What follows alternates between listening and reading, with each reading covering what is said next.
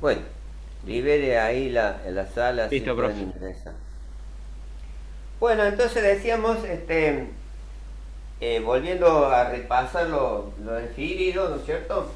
Decíamos que estos óxidos, ¿no es cierto? Justamente tienen las características de una configuración del sistema cristalino tal como el de la fluorita, ¿no es cierto? Entonces, son las características típicas, ¿no es cierto?, de una estructura cerámica. Ahí en las fotocopias que tienen en la unidad 2 en el capítulo de cerámicas, que corresponde al capítulo 14, no, 14, sí, 14 creo que es, del texto, ¿no es cierto? Aparecen otras estructuras cerámicas que son también muy importantes, ¿no es cierto? Estas estructuras cerámicas son la de la perovskita, por ejemplo, ¿no es cierto? Del corindón, que es el óxido de aluminio que habíamos, repito, que habíamos visto, el espinel y el grafito, ¿no es cierto? Estos que hace referencia el texto, ¿no es cierto?, son aún más complejas, ¿no es cierto?, que estas que yo les he mostrado acá, ¿no es cierto? Y esas, por ejemplo, lo que hace a la perovskita, ¿no es cierto?, que es un titanato de bario, que puede ser de bario o estroncio, ¿no es cierto?, en la mayoría de los casos, ¿no es cierto? Digamos, tiene, por ejemplo, en los vértices, tiene el elemento bario, ¿no es cierto? En los centros de las caras, ¿no es cierto?, tiene el oxígeno, y en uno de los cubos, en el centro, ¿no es cierto?, tiene el titanio. O sea que es bastante compleja, ¿no es cierto?, la estructura que forma, y lógicamente esas son las características esenciales, ¿no es cierto? Lógicamente respecto de esa estructura es la aplicación, ¿no es cierto?, o la característica que va a definir, ¿no es cierto?, este compuesto titanato de bario. Por ejemplo, son por sus características de tener una leve conducción eléctrica, se utiliza como elemento transductor. Es decir, aquel elemento, ¿no es cierto?, que puede transformar una señal eléctrica, ¿cierto?, para una determinada características electrónicas, ¿no es cierto? Es lo que normalmente se hace como aplicación, ¿no es cierto?, como un semiconductor. En el caso de los aluminio, ¿no es cierto?, el óxido de aluminio en el corindón, también tiene características específicas, ¿no es cierto? En el corindón decíamos que era un elemento de gran dureza, tiene justamente dureza 8, y lógicamente se utiliza, digamos, como abrasivo, es decir, para el trabajo de metales y vidrio. A su vez, también puede ser refractario, y a su vez también puede constituirse como aislación eléctrica. Así sería la característica del corindón. Otro elemento que había mencionado de estas estructuras específicas que se ven en el caso de la fotocopia, la estructura del espinel. El espinel también, ¿no es cierto?, es una estructura que es utilizada como aislante eléctrico, ¿no es cierto?, y como, mejor dicho, no aislante, sino un conductor de baja intensidad eléctrica y magnética.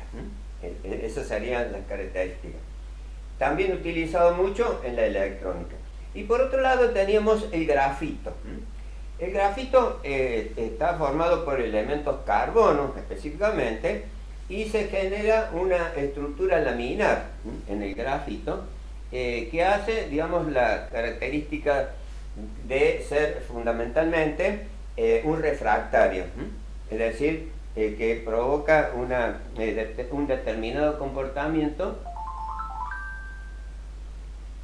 un, de un comportamiento en el material, pero también puede ser utilizado como lubricante o como fibra, ¿no? La fibra de carbono, en ese sentido.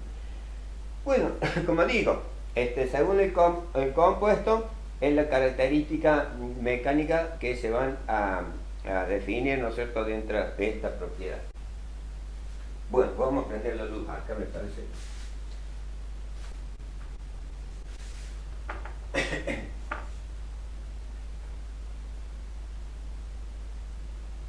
Bueno, hablando de los elementos inorgánicos que hacíamos referencia, ¿sí? El principal elemento inorgánico es el silicio, en este caso, ¿no? Y el silicio tiene la misma formación estructural que nosotros habíamos visto del carbono en los polímeros, ¿sí? O sea, en los polímeros el carbono, ¿no es cierto?, generaba una molécula, ¿sí?, que nosotros le habíamos llamado hidrocarburo. Lógicamente, esta molécula tenía la característica de, en una formación estructural, ¿no es cierto?, puede, digamos, definir carbonos en forma de cadena, en cadena. El silicio pasa exactamente lo mismo, ¿no es cierto? El silicio también se combina con el oxígeno y guarda la misma característica, guarda la misma característica. O sea que, solo que en este caso es inorgánico y en este caso es orgánico, la naturaleza de los compuestos, ¿verdad? Bueno, el silicio entonces como principal elemento se encuentra fundamentalmente en la naturaleza, como un segundo elemento, ¿no es cierto?, después del aluminio, que hace normalmente referencia a las arenas en particular, ¿no es cierto? Y esta combinación, ¿no es cierto?, con el oxígeno va a dar relación, ¿no es cierto?, a cómo se va a manifestar en la naturaleza el silicio. Fundamentalmente, ¿no es cierto?, lo vamos a observar al silicio combinado con el oxígeno,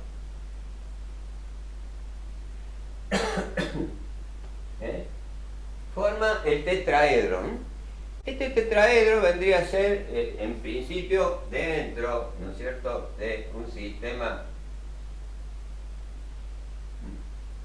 cristalino, vendría a ser el átomo de silicio, el átomo de oxígeno, estaría, digamos, definiendo algo así, ¿no?, los tetraedros. Lógicamente esto sería lo que se denomina una isla, ortosilicato, ¿no?, una isla.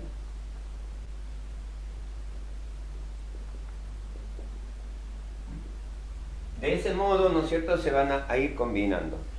Luego, ¿no es cierto?, también si se continúa, ¿no es cierto?, con esta reacción, luego vamos a tener que se va a combinar, ¿no es cierto?, con otro átomo de silicio y a su vez, ¿no es cierto?, se van a definir los átomos de oxígeno, vamos a hacer un poquito más grande, de este tipo, ¿no es cierto? También, ¿no es cierto?, va a ser un segundo tetraedro en la ubicación de este ortosilicato. Este ortosilicato ahora se va a convertir en un pirosilicato,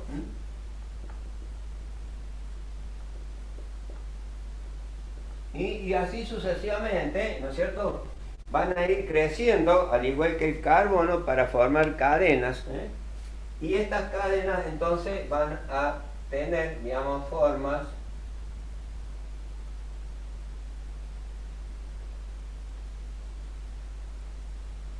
de este tipo, por ejemplo,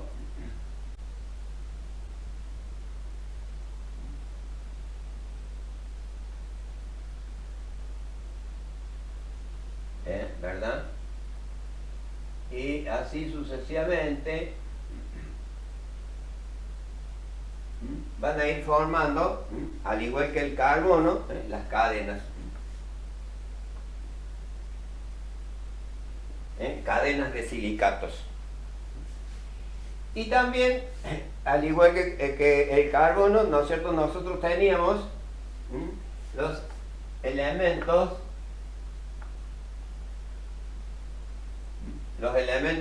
que eran de estructura reticular. Es decir, por ejemplo, formando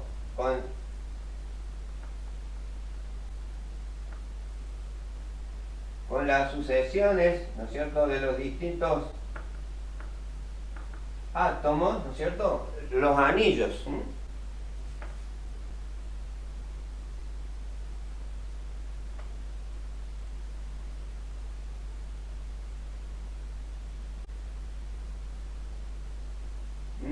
Estos anillos, ¿no es cierto?, o reticulares,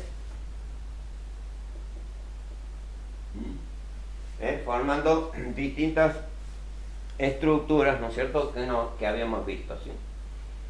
Naturalmente, estos es lo que van a formar las características fundamentales de los cerámicos dentro de estas estructuras, ¿no es cierto?, que, digamos, en cierto modo, causa esas alteraciones en cuanto al comportamiento general de los cerámicos, ¿no? Entonces, a su vez, ¿no es cierto?, podemos decir que dentro de la estructura de estos silicatos, ¿no es cierto?, está el cuarzo.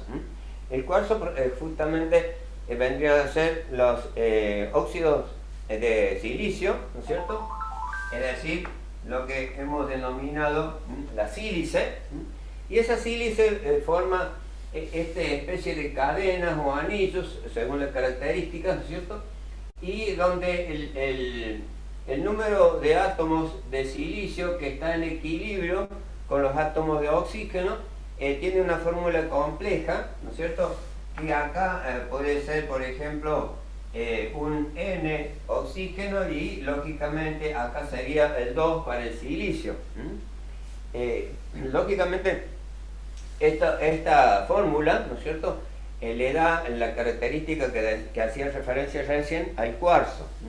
Y el cuarzo, a su vez, a medida que va aumentando la temperatura, va pasando de un cuarzo alfa, o sea, de la alotropía, ¿recuerdan?, va pasando de un cuarzo alfa a un cuarzo beta, a una temperatura superior a 500 grados, y del cuarzo beta, ¿no es cierto?, alrededor de cercano a los 900 grados, pasa al compuesto tridimita, y después de la tridimita, la cristobalita.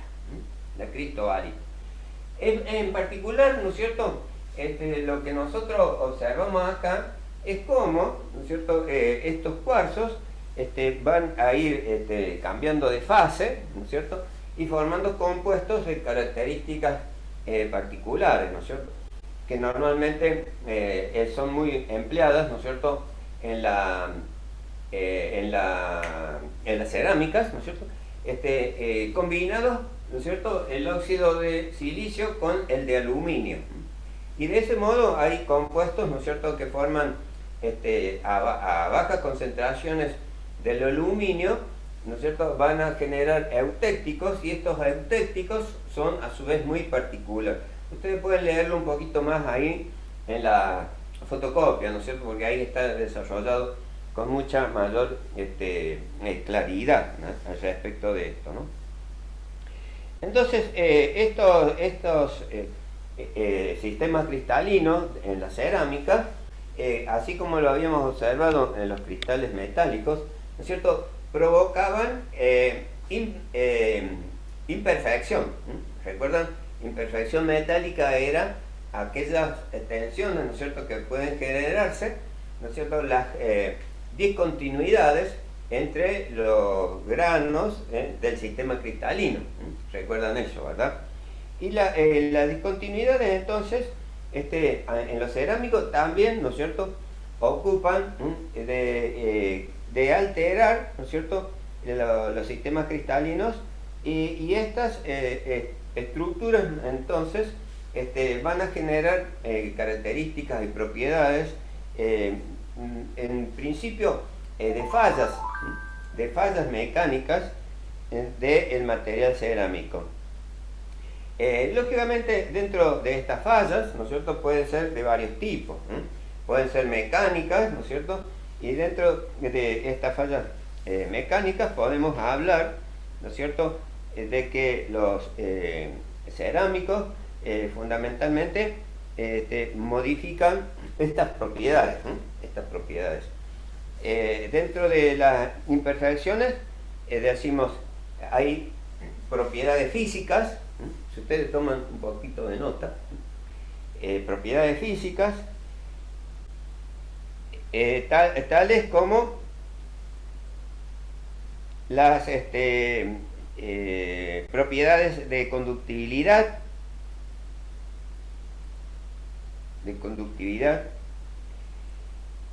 las propiedades en lo que hace a las propiedades térmicas, ¿sí? Dentro de las propiedades también estamos hablando de que las propiedades mecánicas, por ejemplo, ¿sí?, pueden, las imperfecciones, originar efectos puntuales, superficiales,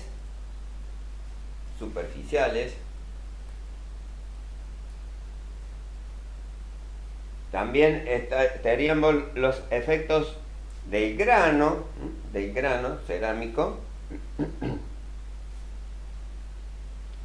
y en principio las partículas, ¿no es cierto?, que están incorporadas al cerámico también generan estas imperfecciones. De ahí que los cerámicos tienden a ser frágiles,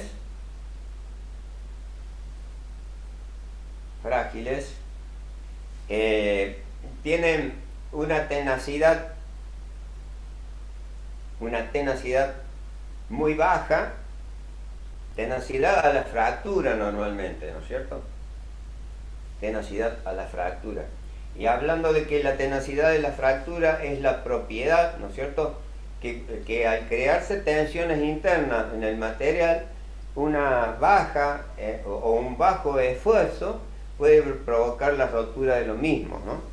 Así cuando hablábamos de un elemento frágil como el vidrio, ¿no es cierto?, si bien tienen gran dureza, que es también característica de la pieza cerámica en general, ¿no es cierto?, son de gran dureza, pero siempre y cuando, ¿no es cierto?, no tenga un defecto, ¿no es cierto?, puede mantener esa rigidez.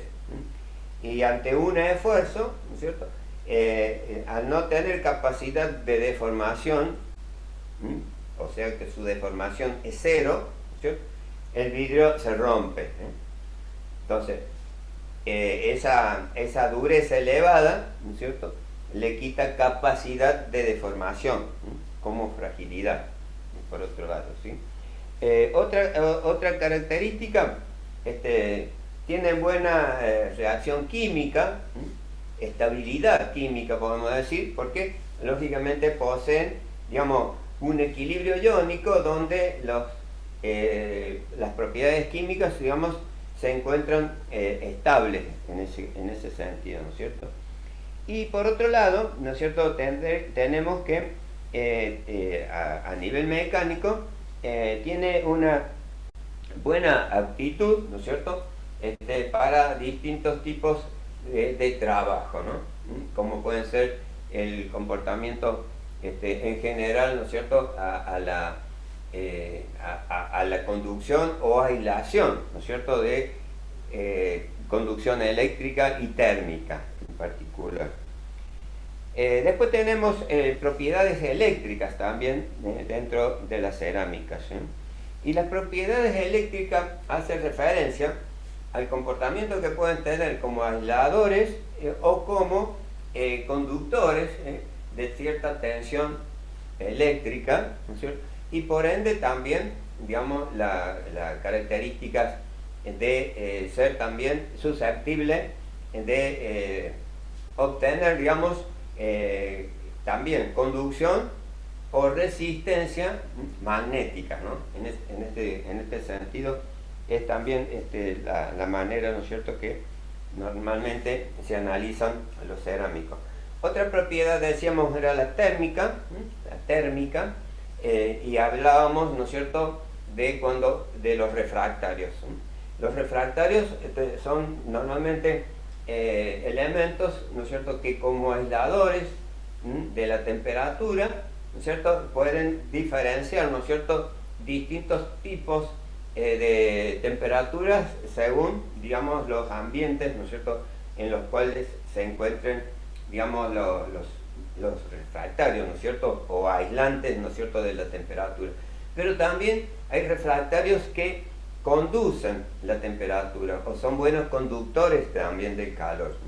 Entonces, en ese sentido, las reacciones químicas en las que van a actuar, ¿no es cierto?, ya sea en gases o líquidos, por ejemplo, también va a determinar la característica del refractario, que podrían ser ácidos o básicos y a su vez refractarios especiales, ¿no?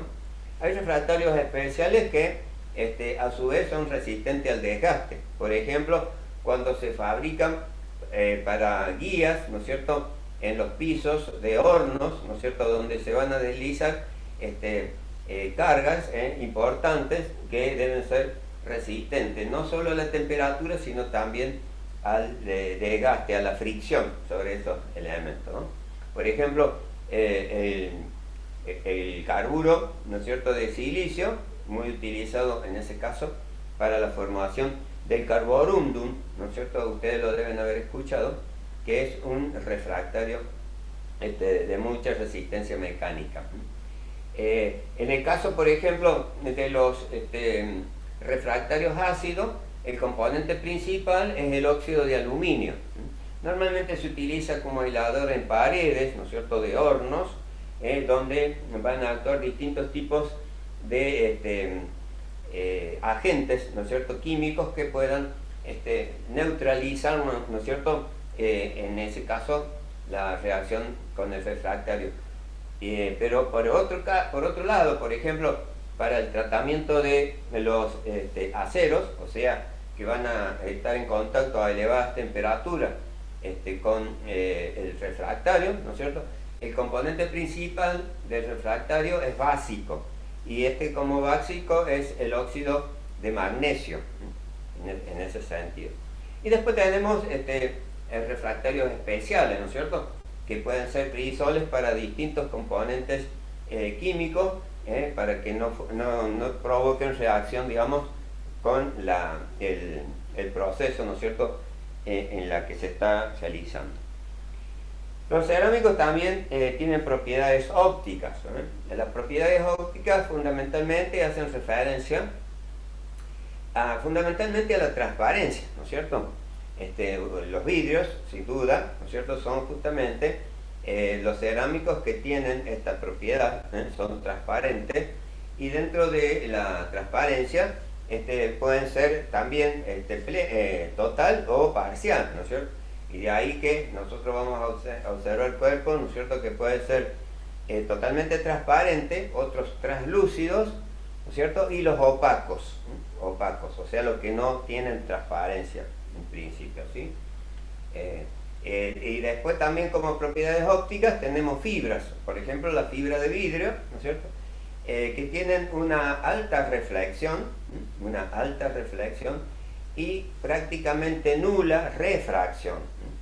Hoy en día son muy utilizadas las fibras ópticas, ustedes habrán observado, que filamentos, ¿no es cierto?, de vidrio, conducen haz luminoso, o sea, una señal luminosa, sin que se pierda, ¿no es cierto?, la intensidad, ¿no es cierto?, en los tramos, ¿no es cierto?, de la conducción, porque no se refleja, ¿no es cierto?, esa señal no se refleja hacia afuera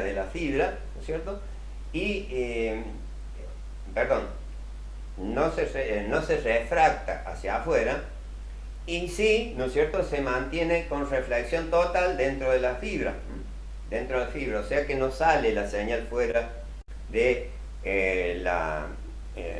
del diámetro, vendría a ser de la fibra óptica que hoy estamos utilizando. Y después tenemos los refractarios que tienen características magnéticas, ¿no?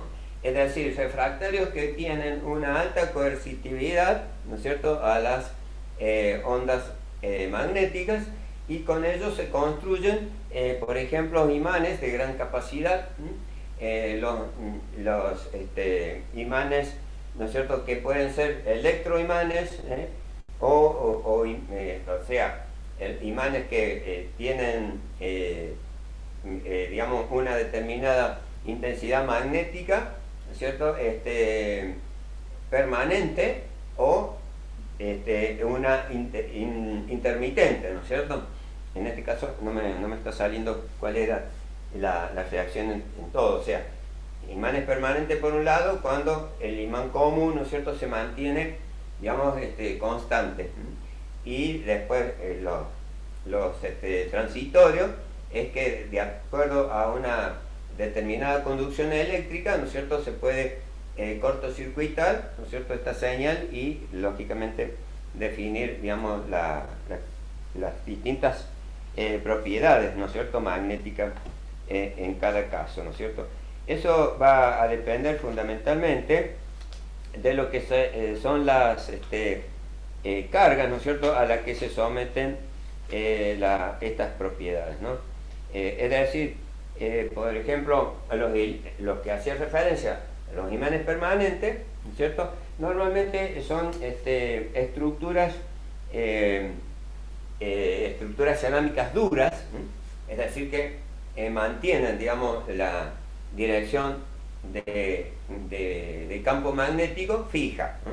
Y los electroimanes, ¿no es cierto?, son las estructuras cerámicas blandas, ¿no es cierto?, que a una determinada tensión, ¿no es cierto?, genera el campo magnético, y si modificamos la tensión o directamente se interrumpe la tensión, dejan de generar ese campo, ¿no?, ese campo de magnético, ¿no?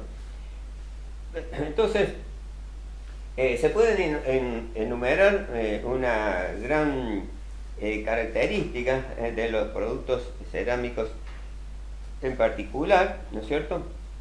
Y son muy importantes, en este caso, el conformado de cerámico.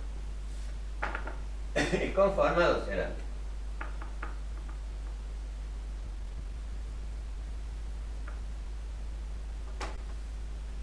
¿Cómo estamos con los tiempos? Bien. Bueno, entonces habíamos visto propiedades.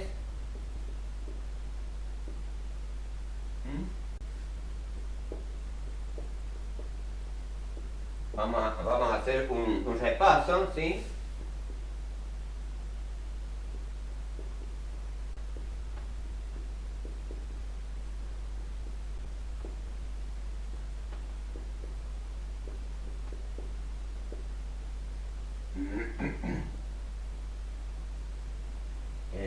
Química.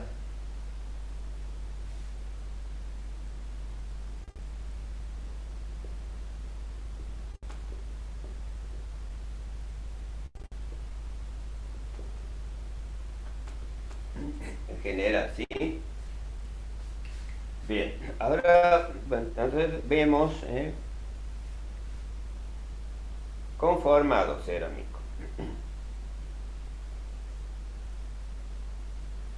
Voy a agregar un poquito de combustible al marcador.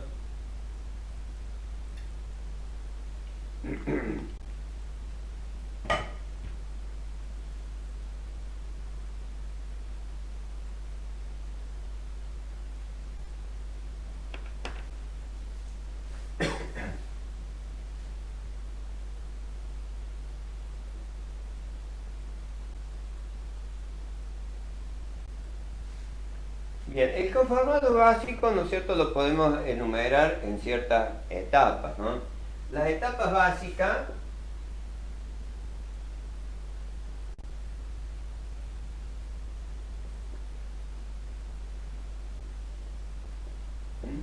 van a definir entonces en la preparación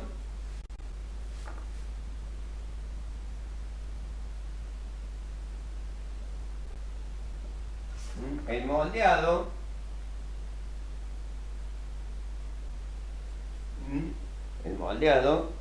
y el tratamiento térmico, ¿sí?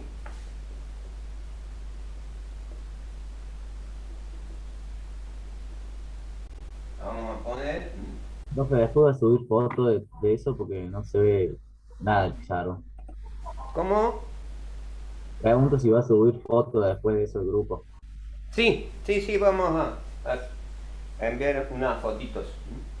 Bien, decíamos entonces, las etapas básicas son preparación, moldeado y tratamiento térmico. Lógicamente la preparación va a depender de los constituyentes, ¿no es cierto?, de la construcción del cerámico. Normalmente son los polvos, ¿no es cierto?, de los distintos constituyentes, un líquido aglutinante, ¿sí? Y luego, mediante un proceso, ¿no es cierto?, que se va a homogeneizar, ¿no es cierto?, esa mezcla, esa mezcla, que luego esa mezcla a su vez, ¿no es cierto?, va a ser moldeada, según la pieza cerámica que se trata, va a ser moldeada, y luego, lógicamente, según la pieza cerámica, ¿no es cierto?, también, ¿no es cierto?, hay etapas intermedias para el moldeado.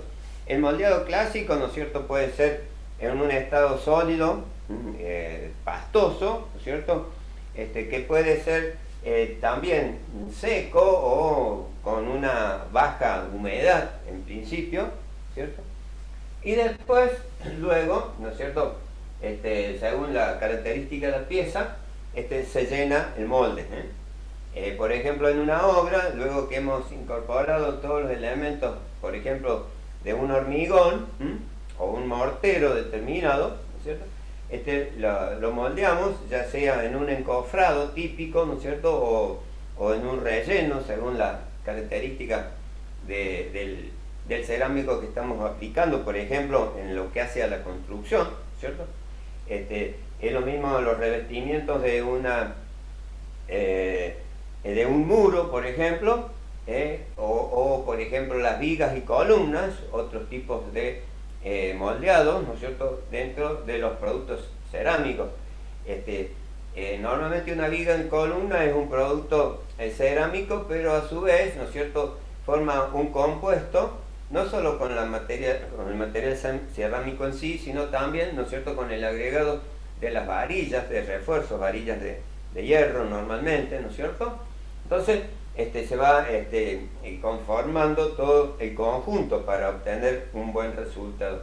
Pero en lo que hace a mampostería de los muros, por ejemplo, el revoque, ¿no es cierto?, se proyecta, ¿no es cierto?, y luego se alisa, ¿no es cierto?, o se, digamos, pasa según las distintas formas, ¿no es cierto?, que pueda tener, digamos, un revoque, un revestimiento, todo de acuerdo al cerámico en particular. Y luego puede llevar el tratamiento térmico, puede llevar un tratamiento térmico. Estos serían los pasos básicos, ¿no es cierto?, y clásicos, ¿no es cierto?, que nosotros estamos haciendo referencia. Por ejemplo, el ladrillo. El ladrillo común de obra, el que hemos usado tradicionalmente, ¿no es cierto?, justamente a la arcilla, que repito, recién decía, es el óxido de aluminio, según las distintas zonas, ¿no es cierto?, vamos a obtener una determinada composición de esa arcilla, ¿no?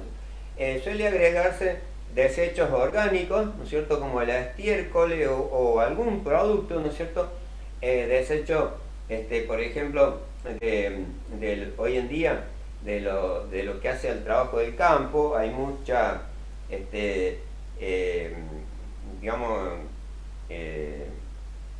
lo que vendría a ser todo lo orgánico, la planta, ¿no es cierto?, que puede procesarse y lograr fibras, ¿no es cierto?, con esa, y luego mezclar, ¿no es cierto?, para el producto, ¿no es cierto?, que vamos a formar la pasta del ladrillo, ¿sí?, en cuestión. Eso, por ejemplo, la viruta de madera también es muy utilizada para ese fin.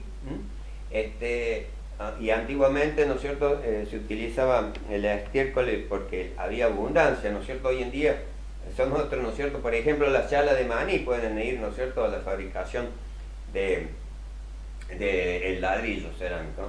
Y luego se amasa eso, ¿no es cierto?, con agua, para darle una determinada consistencia pastosa, y luego se llena en un molde, normalmente trabajos manuales, ¿no es cierto?, en el ladrillo tradicional.